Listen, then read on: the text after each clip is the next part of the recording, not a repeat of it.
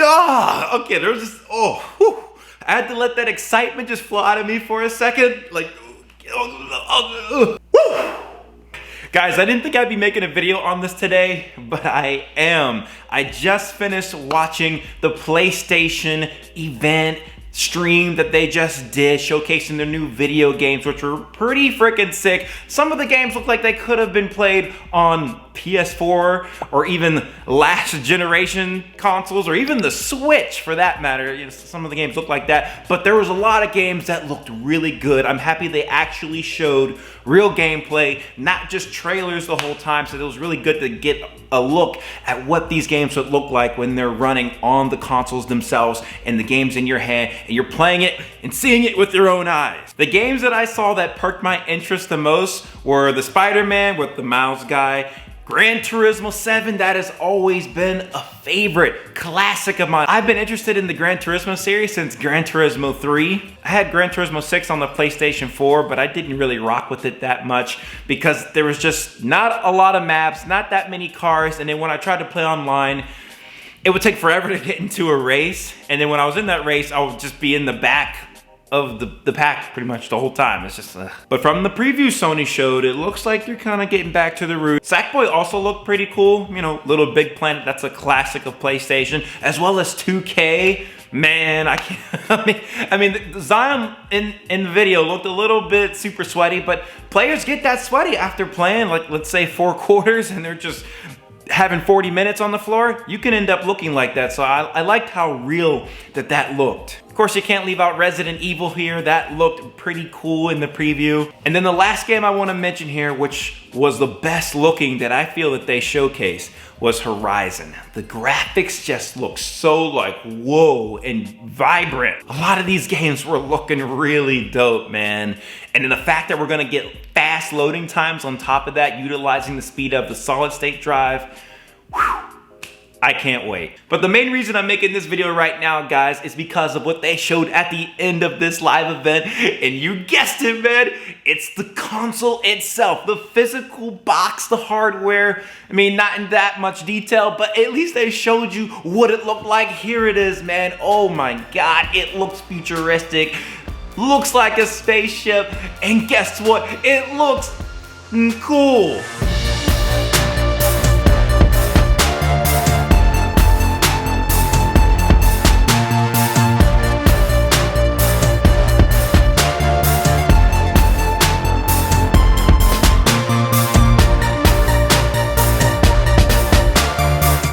Already people hating on the console, saying it looks ugly and just talking down on it. Like, what is wrong with you, man? This is more unique than what Xbox was able to come up with. They just came up with a box, man. PlayStation, on the other hand, came up with this nice spherical look and just futuristic, innovative thinking design. I mean, what do you guys think? Let me know in the comment section right now. What do you think of the 2 PlayStation designs that they came out with? One has the Blu-ray player, the other one is just the digital version. So I'm thinking here, the digital version has to be the cheaper one. You're not gonna have the disc to be dealing with. You're not gonna utilize that more expensive Blu-ray player that they're putting into the other machine. So I'm really wondering, of course, what the price difference is gonna be here. I'm just imagining GameStop right now trying to sell both of these consoles at the same time. Like, okay, it's happening. Everybody stay calm.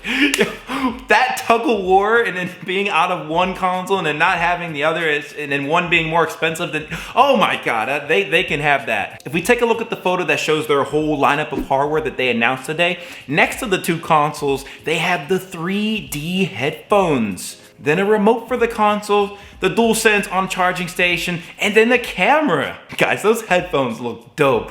What are they gonna sound like? What the heck does 3D audio sound like? I mean, I don't got headphones that would show me what that sounds like. And then the camera, is this gonna tie in to maybe PlayStation VR that they may announce down the road? Like goggles and everything. I've actually never owned an Oculus before, so to experience that on PlayStation 5 would be awesome. And then what's the quality gonna be of that camera? I'm sure they're gonna make it proprietary to where you can only use that camera on the PlayStation like they do with the current PlayStation camera, but it'll be interesting to see how that will tie in with the user interface and then how you can create gameplay videos with that, like showing your face cam while you're recording. So that's gonna be just so amazing, guys. I'm gonna be picking up I'm probably gonna be picking up all these guys, let's be honest. Before I talk myself into a grave here, I'm thinking right now, in this moment, I would go with the console with the Blu-ray player. We all know that's gonna be more expensive, right? But it'll give me the flexibility to pick up a physical game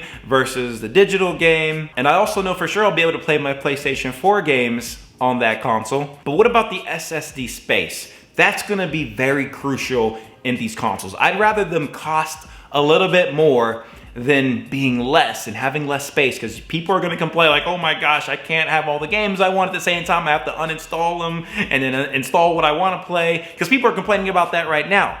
So when we have these games that are going to take up even more space on our drives, we're going to need that extra space. More than 1 terabyte. How about in the ballpark of 2 to 3 terabytes at the least? And even that's being very generous. I'm hoping for the best in that department. We'll get more details coming up in the future, as well as taking a look at the user interface, which will really tie into a lot of the stuff I'll do on this channel. And just maybe down the road, I'll be picking up the Xbox Series X as well. So you're gonna wanna make sure you're subscribed to the channel with the post notifications on, because when I get the PlayStation 5, as early as I can, of course, we'll be doing tutorials around the features within this console. I'll be showing you how you can utilize this console to the max, as well as how to record gameplay, edit that gameplay, upload it. For the time being, I have a whole bunch of videos and tutorials lined up showing you how you can utilize your PlayStation 4, as well as recording and editing for Twitch and YouTube. So you wanna make sure you're tuned in. That is it for me, guys. Let me know in the comment section below of what you thought about Sony's live event,